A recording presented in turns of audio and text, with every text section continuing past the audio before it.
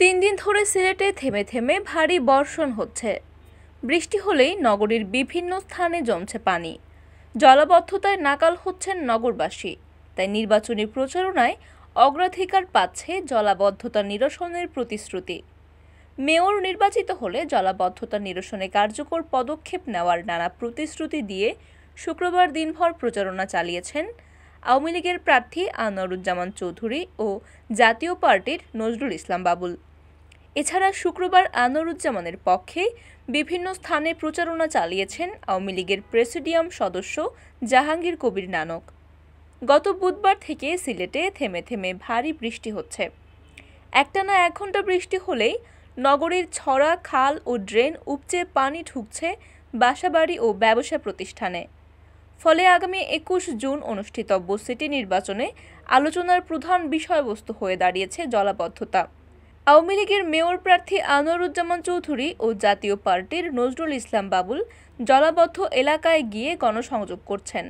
Mayor নির্বাচিত হলে নগরীকে জলাবদ্ধতা মুক্ত করতে মাস্টার প্ল্যান প্রণয়ন করে ছড়া, খাল খনন ও ড্রেনেজ ব্যবস্থার উন্নয়নের প্রতিশ্রুতি দিচ্ছেন দুই মেয়র প্রার্থী। এদিকে শুক্রবার আনোয়ারুজ্জামান চৌধুরী নগরীর আম্বরখানা মণিপুরি পাড়ায় গণসংযোগ করেন। এ সময় তিনি বলেন, সবার ভালোবাসায় নৌকা বিজয়ী হলে সব নাগরিক সমস্যা দূর করে সিলেটকে সবার জন্য একটা শান্তির নগরীতে পরিণত করা হবে। জলাবদ্ধতার অভিশাপ মুক্ত হবে সিলেট নগরী। সিলেট নগর হবে একটি ক্লিন ও স্মার্ট নগরী। এ সময় তার সাথে ছিলেন সদর উপজেলা পরিষদের চেয়ারম্যান ও জেলা আওয়ামী লীগের সহসভাপতি আশফাক আহমদ, জেলা ক্রীড়া সংস্থার সাধারণ সম্পাদক মাহিউদ্দিন আহমদ সেলিম, মহানগর যুবলীগের সভাপতি আলম খান মুক্তি প্রমুখ।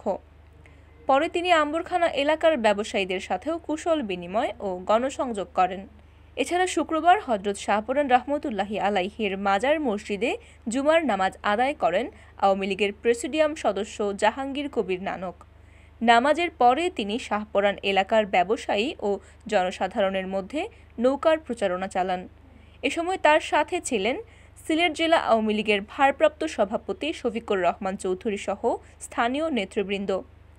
এদিকে শুক্রবার নগরীর শেখঘাট জামে মসজিদে জুমার নামাজ আদায় করেন জাতীয় পার্টির প্রার্থী নজরুল ইসলাম বাবুল।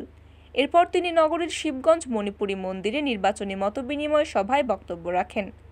এছাড়া নগরীর কুমারপাড়াস্থ প্রধান নির্বাচনী কার্যালয়ে সিলেটস্থ রংপুর সমিতির সাথে মতবিনিময় করেন। নগরীর কালীঘাট পয়েন্টেও তিনি গণসংযোগ ও পথসভা করেন। এ সময় তার সাথে ছিলেন জাতীয় পার্টির চেয়ারম্যানের উপদেষ্টা আবদুল্লাহ সিদ্দিকী, কেন্দ্রীয় সাংগঠনিক সম্পাদক সাইফুদ্দিন খালেদ ও মহানগর জাপার সদস্য সচিব আব্দুস শহীদ লস্কর বশির প্রমুখ। পৃথক সভায় নজরুল ইসলাম বাবুল বলেন, আমি মেয়র নির্বাচিত হলে সিলেটকে একটি আধুনিক নান্দনিক শহরে পরিণত করব। আমার প্রথম কাজ হবে দেশের সেরা বিশেষজ্ঞদের নিয়ে একটি মাস্টার প্ল্যান করানো, আর সেই মাস্টার প্ল্যান বাস্তবায়নের মাধ্যমে সিলেট নগরীকে জলাবদ্ধতা মুক্ত করা সহ কাঙ্ক্ষিত উন্নয়ন করা হবে। 5 বছরে নগরবাসীকে তাদের কাঙ্ক্ষিত নগর উপহার দেব ইনশাল্লাহ।